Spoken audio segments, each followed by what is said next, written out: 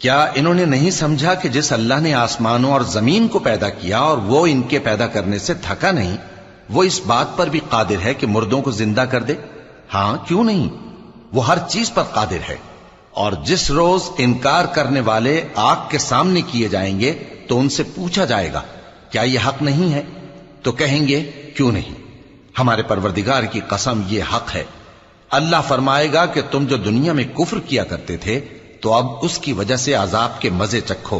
बस ए नबी, जिस तरह और आली हिम्मत पैगंबर सब्र करते रहे हैं, उसी तरह तुम भी सब्र करो और इनके लिए अजाब जल्दी ना मांगो।